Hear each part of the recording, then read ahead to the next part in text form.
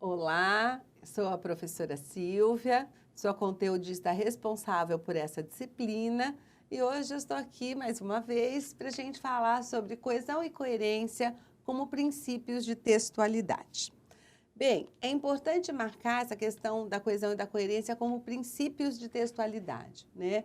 Porque quando temos essa concepção, a gente percebe que a coesão e a coerência, elas dependem da materialidade linguística, mas não só. Elas dependem muito da interação entre os interlocutores, do compartilhamento de conhecimentos prévios e dos aspectos do contexto, que seria a situação comunicativa, o gênero do texto, né? Então, assim, tudo isso implica na questão da coesão e da coerência, né? Como princípios de textualidade, o que é texto e o que não é texto. O que a gente pode considerar como um texto e o que a gente pode não considerar como um texto, né? Então, também é importante marcar que coesão e coerência, elas atuam de forma interdependente e intercondicionante. Isso quer dizer, uma depende da outra, uma condiciona a outra, né? Mas isso não quer dizer que eu não possa defini-las, né? Elas têm um estatuto próprio, elas têm uma definição própria, mas no texto elas fazem esse jogo conjuntamente, né? E o fato delas serem interdependentes e intercondicionantes, elas viabilizam no texto a produção de sentidos, tanto na produção quanto na recepção. Então, elas permitem que o produtor produza sentidos no texto que escreve e que o leitor, que é quem recebe o texto, que ele atribua sentidos àquilo que ele leu, né? Então, isso é bastante importante. Nós vamos ler um texto agora, né? E depois eu vou fazer umas perguntas para vocês. O texto tem como título Mamífero Voraz. É preciso 100 pontos para ganhar um relógio de plástico. Teremos imenso prazer em lhe mostrar o nosso país. Já está nas lojas Tok Tok a linha Garden Verão 97. Dizia-se lá em casa que éramos de origem francesa. Tem um pequeno museu em casa. Seu próximo passo é ter um cartão com 6 meses de anuidade grátis. Jamais abandonarei a senhora. Bom mesmo é viver numa cabana no meio do mato. O próprio banco ajuda a descobrir quais são os melhores produtos para montar a sua carteira de investimentos. Então, você conseguiu atribuir alguma unidade de sentido a esse texto? Você conseguiu descobrir qual é o tema do texto? Existe um desenvolvimento de ideias nesse texto? É possível atribuir um sentido? Então, é exatamente sobre isso que a gente estava falando, né? Não há nenhuma parte interligada, né? Não existe nenhuma conexão entre uma ideia e outra. Então, o que a gente vê aqui não é um texto, né? É um apanhado de palavras, é um conjunto aleatório de frases que tem carinha de texto. A gente olhar, bater um olho rápido, a gente acha que é um pequeno texto. Tem título, né?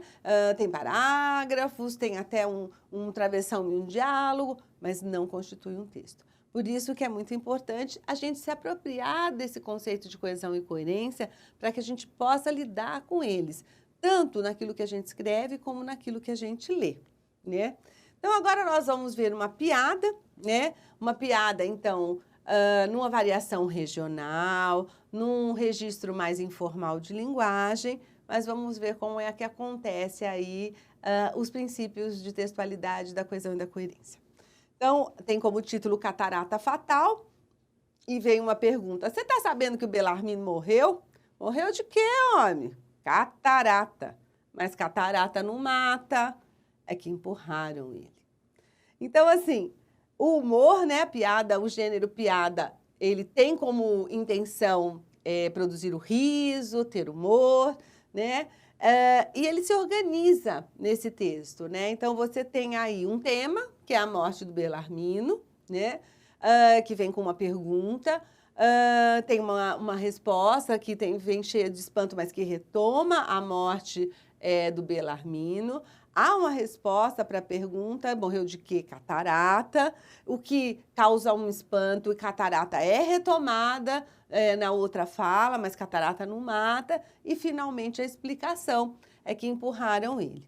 Então, É interessante a gente observar aí nesse texto da piada que a gente, primeiro, precisa observar esse jogo de palavras, né? Nesse duplo sentido da palavra catarata. Então, o produtor desse texto, ele conta com conhecimento prévio do leitor. Né? Então, o leitor precisa conhecer, porque ele não vai achar muita graça se ele não perceber esse duplo jogo, se ele não conhecer essa dupla significação da palavra catarata. Então, veja como a coesão e a coerência no texto, quer dizer, se o produtor, o leitor não conhecer isso, ele não vai conseguir atribuir sentidos, né? Então, não está só na marca linguística da palavra catarata, está naquilo que as pessoas conhecem sobre a palavra catarata. Então, catarata tanto pode ser uma perda visual, né, por uma questão no cristalino, no olho, uma doença, como catarata pode ser uma queda d'água, uma cachoeira, né? Então, a pessoa tendo esse conhecimento e sabendo que de catarata, a questão visual, ninguém morre, não é? Isso é um conhecimento de mundo, isso é um conhecimento de experiência, né? Mas que se alguém foi empurrado para uma cachoeira, isso é fatal. Então, percebam que há 3 conhecimentos prévios aí que é preciso para que a gente atribua sentidos, para que a gente perceba que esse texto é coerente, né? Eu preciso dos meus conhecimentos de mundo, do meu conhecimento textual, saber que isso é uma piada, então isso é feito mesmo para rir, para ter um humor, tem uma jogadinha aí, e meu conhecimento linguístico, eu preciso conhecer os 2 sentidos da palavra catarata. Então, assim, é muito importante a gente perceber que a coesão e a coerência não dependem só das questões linguísticas, porque na escola ainda, nos manuais didáticos, a gente percebe, na internet, se você entrar e procurar coesão, só se fala de conjunção. Então, o que a gente entende, o que os manuais entendem como coesão é a conjunção. Por que a conjunção? Porque a conjunção é uma palavra que liga às orações. Mas a coesão no texto, ela não se faz só entre orações, né? A coesão se faz entre períodos, entre parágrafos, há uma coesão global, né? Que está diretamente ligada à coerência, né? Então, é muito importante que a gente fuja um pouco dessa ideia que coesão é conjunção. Não, coesão é um princípio de textualidade muito mais amplo e que não depende só das marcas linguísticas, assim como a coerência também.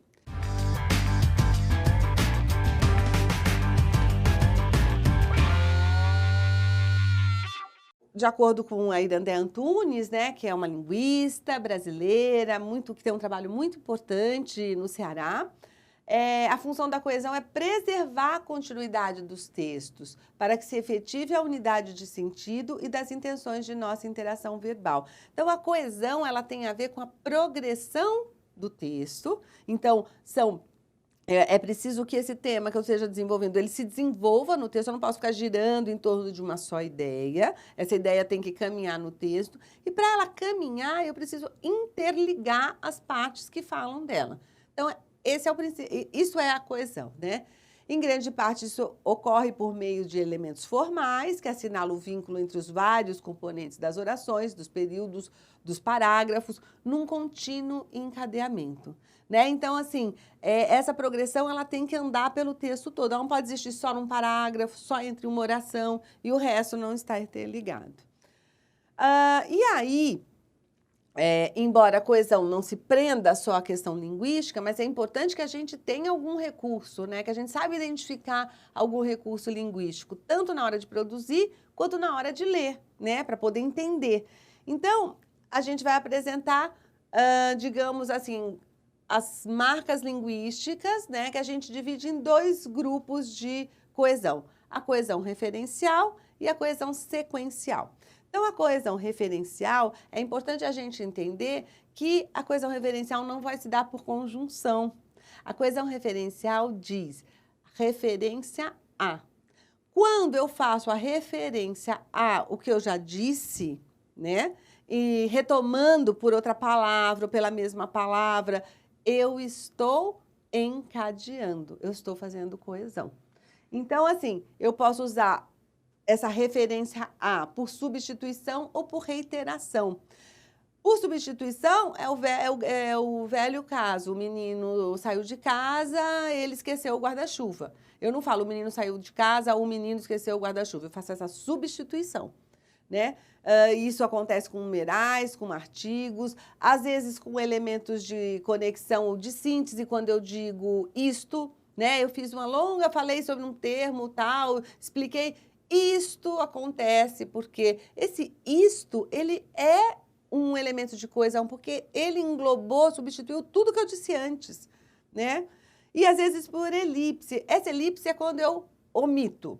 Mas, por exemplo, é muito simples no caso dos verbos, né? Então eu falo, eles chegaram, arrumaram a cozinha e foram dormir. Eu não preciso dizer, eles chegaram, eles arrumaram a cozinha e eles foram dormir. Esse eles é facilmente omitido. Isso é uma coesão por elipse, está marcado no verbo. O verbo está na terceira pessoa do plural, né? Chegaram, arrumaram, foram dormir. Então, assim, esse tipo de questão linguística a gente precisa estar ligado, porque isso a gente pode utilizar de uma maneira estratégica na produção do texto e de uma maneira estratégica para compreender quando eu estou lendo, né? Por reiteração, também é uma coesão referencial. Eu faço uma referência a, né? Mas é diferente, porque a reiteração é no sentido assim de retomar, de enfatizar. E eu vou fazer isso por sinônimo, eu vou usar sinônimos, né? Eu vou usar, em vez de, meu Deus, um sinônimo rápido, mas eu vou tentar usar alguma palavra que seja semelhante no significado, né? Ou eu vou fazer uma repetição, eu vou repetir a mesma palavra, ou para as expressões equivalentes, né?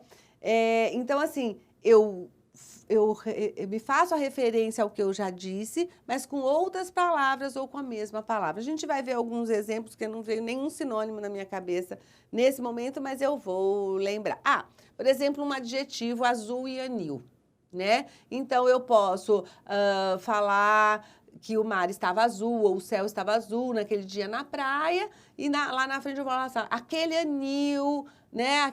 O anil da paisagem. Eu estou me retomando, encadeando com azul, mas eu estou usando um sinônimo, tá? Ufa, lembrei de um sinônimo, foi bom. E a coesão sequencial também é um outro tipo, ela vai se dar por tempo ou por conexão. Aí, ali na conexão, é que você vai ter a questão das conjunções. E tempo é a coesão lógica do tempo. Na narrativa isso acontece, o que vem antes, o que vem depois, né? Então, esse é o tipo de coesão sequencial. Então, vamos dar uma olhadinha agora aí nesse texto, enquanto vocês observam aqui, eu me localizo, que eu coloquei. A gente já viu esse texto numa outra aula, né? É uma fábula escrita pelo Rubem Alves. E vejam, tudo que está em azul é uma coesão referencial por reiteração. Então, veja que ele fala os bichos, os urubus, as aves, são todas expressões equivalentes, né? Sem grandes dotes para o canto, se tornar cantores. Veja, ele faz, quem não tem grandes dotes pelo canto, ele retoma, ele encadeia que eles queriam se tornar cantores. Aqui, ó, urubuzinho, o urubu titular, vejam que ele vai retomando por reiteração, ele vai reafirmando o mesmo. Em vermelho, nós temos a coesão por substituição, é o caso dos pronomes pessoais. Eles, veja o isto o quê? Para se tornar cantores, né? Eles fizeram competições entre si. Quem é esse si? São os urubus, são entre eles, né? Deles, eles, tá? O Vossa Excelência, tá? O tempo estaria marcado nos verbos, tá? Então, o decidiram, fundaram, o importaram, tá? Marca a sequência temporal, né? Às vezes ele coloca lá uma haveria, um de, é um futuro do pretérito. Então, os tempos no passado mostram, então, uma sequência temporal. E o verde é a conexão pelas expressões que são algumas conjunções, como o mas, como o e. Esse para aqui não é preposição, esse para aqui é a fim de, né? E, a fim de se tornar cantores, fundaram escolas. Foi assim, né? Eu faço uma ligação de tempo aí, de conclusão aí. Então, vejam quantas palavras a gente não usa para fazer a coesão. E eu vou dar 2 minutinhos para vocês lerem esse texto. Eu vou ler em voz alta e vocês vão pensando. Eu queria, na minha leitura, que vocês percebessem quantos elementos coesivos de coesão referencial, seja por reiteração, seja por substituição, existem aí. Então, enquanto eu vou lendo, vocês vão pensando já. O imperador Dom Pedro II sempre se empenhou em mudar a imagem externa do Brasil e em transmitir seu verdadeiro aspecto civilizado. Ele visitou pessoalmente a Exposição Universal de Filadélfia, em 1876. Lá, teria conhecido Alexander Graham Bell, que lhe apresentou sua mais nova invenção, o telefone. Ao testá-lo, o imperador teria dito ao inventor americano que, estando disponível no mercado, o Brasil seria o seu primeiro comprador. Então, vejam agora quantas expressões para fazer a conexão referencial. Transmitir seu verdadeiro. Seu de quem? Do Brasil. Então, está retomando o Brasil. Ele visitou, ele quem? O imperador Dom Pedro II. Lá onde? Lá na Filadélfia, né?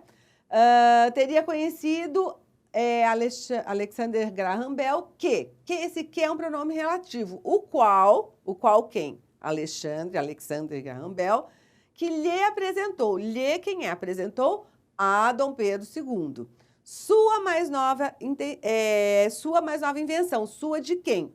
Do Graham Bell. O telefone. Ao testá-lo, testar o quê? O telefone. O imperador, né? Então, o imperador já substitui lá o imperador Dom Pedro II, teria dito ao inventor americano, quem é ele? É o Graham Bell, que, estando disponível, aqui há um elipse, aqui é um exemplo de elipse. Estando disponível o quê? O telefone, né? Que ele é que vai estar disponível no mercado. O Brasil seria o seu de quem? Do Graham Bell. Então, viram quantos elementos coesivos para que esse texto a gente leia e perceba que uma ideia está interligada à outra.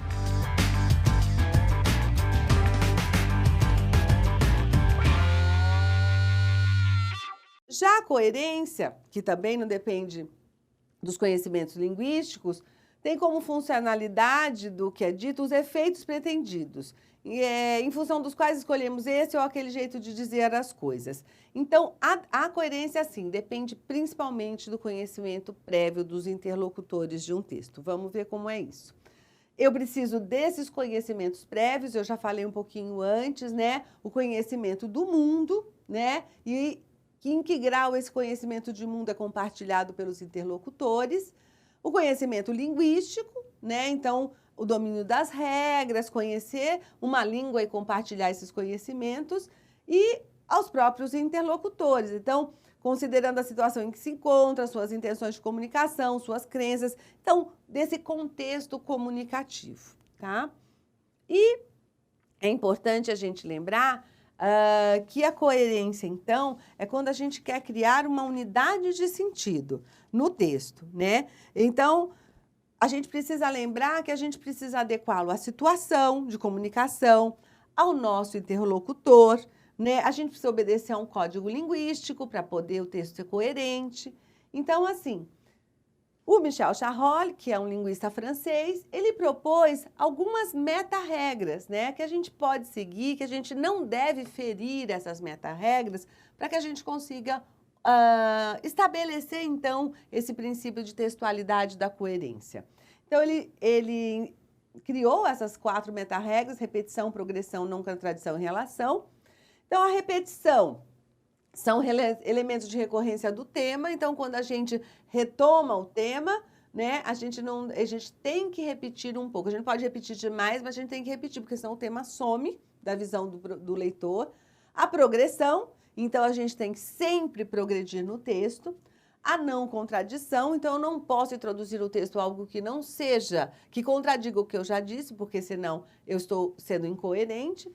e de relação. Essa ideia de relação, ideias e fatos que se denotem no mundo, diz respeito assim, isso é coerente no mundo? E quando falo mundo, é tudo que nos rodeia, na sociedade, no mundo físico, no mundo biológico. Então, eu não posso falar de uma coisa que as pessoas duvidem que isso seja real, a não ser no mundo da ficção, que aí eu vou explicar esse meu mundo da ficção. Nós vamos ler uma redação de um aluno do Enem 2012 e depois eu vou comentar um pouquinho sobre ela para a gente ver o que acontece em relação à coerência nessa redação. Então, vocês me acompanhem na leitura e depois eu comento. Então, é uma redação do Enem que tem como tema a questão dos imigrantes. O Brasil recebe uma grande variedade de imigrantes vindo de muitos lugares do mundo todos os anos. Grande parte dos costumes, roupas, alimentos e a cultura brasileira em geral vem de imigrantes que chegam ao nosso país. Por esse motivo, vemos no Brasil uma cultura tão diversificada. Existem muitas modificações para a imigração, dentre elas estão a procura por melhor infraestrutura, condições de vida, falta de emprego, crises econômicas e conflitos na terra natal. Atualmente, o Brasil tem recebido imigrantes do Haiti, país que sofreu com abalos sísmicos em 2010, da Bolívia e do Paraguai, países onde há muita pobreza ainda hoje. Muitos países tratam mal os imigrantes, o que é considerado muito errado pelos brasileiros. Portanto, devem ser aumentadas as fiscalizações de empregos destinados a imigrantes e providenciados recursos para atender a essas pessoas. Na primeira leitura, se a gente lê assim, o aluno do Enem, né, você acha que não é um texto que esteja absolutamente incoerente, né, totalmente incoerente, que você não consiga atribuir sentidos. Mas vamos fazer uma análisezinha um pouquinho e a gente vai ver que no primeiro parágrafo, né, ele coloca o tema dos imigrantes, né, ele fala desses imigrantes, ele progride com esses imigrantes mostrando como os imigrantes participam da cultura brasileira. Então, existe o tema e existe uma progressão. Só que nesse tipo de gênero do Enem, é um gênero argumentativo, né? Então, o que a gente não percebe aí na progressão desse texto? Ele não defende uma opinião, ele não defende uma tese, ele faz um comentário, né? Existem muitos motivos para a imigração, aí ele lista os motivos que existem, mas a gente não tem nesse texto, que já era momento, num segundo parágrafo, de ser colocado, uma tese. O que ele acha dessa questão da imigração? Qual é a opinião dele? Que argumentos? Ele é a favor, é contra? Aceita-se imigrantes, não aceita? Então, a gente percebe que o texto já perde aí em relação ao gênero, né? Em relação à coerência, pelo fato de não trazer essa tese. E depois, eu acho que o terceiro parágrafo é onde ele vai apresentar maiores problemas. Que aí ele vai fazer uma quebra, ele vai ferir a regra de relação e a regra de... calma que eu vou lembrar. Ele há uma regra de contradição. Ele vai se contradizer, na verdade. A de relação é o seguinte, ele terminou, vamos voltar... que existem muitas motivações para a imigração. E aí, ele volta para dizer, atualmente o Brasil tem recebido imigrantes do Haiti, país que sofreu com abalos sísmicos. Essas informações, elas estariam muito melhores colocadas no segundo parágrafo. E depois ele colocaria as motivações. Né? Então, ele volta, de certa forma, aqui é o que ele já disse, então não há uma progressão. Né? E aqui é que ele vai começar a ferir as regras do Charolli. Muitos países tratam mal os imigrantes, o que é considerado muito errado pelos brasileiros. Quer dizer, se os brasileiros consideram errado tratar mal os imigrantes, por que nós temos problemas com os imigrantes? Né? E ele fala, é considerado errado pelos brasileiros. Que brasileiros? Todos. Ele não dá nenhum dado. Né? Não sei se todo mundo pensa isso. Né? Então, aqui há uma questão da quebra de relação com o mundo social. Né? Ele não dá dados, ele teria que comprovar isso. Portanto, agora, a questão fica ainda mais, né, contraditória aqui. Devem ser aumentadas fiscalizações de empregos destinados a imigrantes. Quando ele usa essa palavra fiscalização e não explica mais para o leitor, ele não deixa claro que ele quer que fiscalize os empregos ilegais, né? Então tem que fiscalizar porque não pode ter gente trabalhando ilegalmente, ou ele quer que a sociedade ofereça mais empregos, então que tem que ter uma fiscalização para ver se realmente as pessoas estão dando emprego para os imigrantes, né? Então, assim, ele diz aqui, tem que ser providenciados mais recursos para atender essas pessoas. Mas não é o Brasil que não trata mal os imigrantes? Por que falta recursos? Então, existe aí ele fere a meta-regra da não contradição, porque ele se contradiz no texto, tá? E, além disso, em relação a esse texto, que é do Enem, sempre se pede que haja na conclusão, né, uma retomada e uma proposta de intervenção. Então, não há assim, uma proposta de intervenção. E quando ele tenta elaborar, ele se contradiz, né? Então, é esse o problema que aparece aí. Então, a título de conclusão, usar os mecanismos de coesão e seguir as meta-regras de Charolles, favorecendo assim a coerência global do texto, é importante entender que nós não estamos fazendo simples operações de retirar e pôr palavras. Não é uma ação mecânica, né, de criar sequências de palavras que façam sentido. A gente está usando esses mecanismos de forma a atender a nossa intenção, cuja pretensão é interativa. Então, o que eu quero com a coesão e a coerência é ter uma boa interação verbal com o meu interlocutor.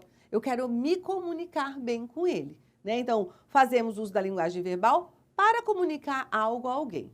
Por isso, optamos por repetir ou não a palavra, substituir, estabelecer associações, usar os elementos de conexão para que a gente tenha sucesso nos propósitos comunicativos. Então, eu volto a falar que eu falo sempre no final das minhas aulas, né, da importância de consultar o material complementar. Vocês têm aí na biblioteca virtual 2 livros falando de coesão e coerência, de texto e construção de sentidos, de 2 grandes linguistas brasileiras, pesquisadoras renomadas, que é a professora Leonor Fávero, a professora Ingeborg Koch, né? E tem um artigo científico que eu acho interessante, que essa autora, Carmen Helena das Chagas, ela vai trabalhar com as operações cognitivas, as operações mentais que a gente faz para estabelecer coesão e coerência, esse raciocínio lógico. Então, é uma outra visão, acho que vale a pena para aprofundar. Mais uma vez, eu espero que o nosso breve encontro tenha auxiliado vocês na apreensão desses conceitos importantes, que são a coesão e a coerência, para poder aperfeiçoar a leitura e a escrita acadêmica. Até a próxima!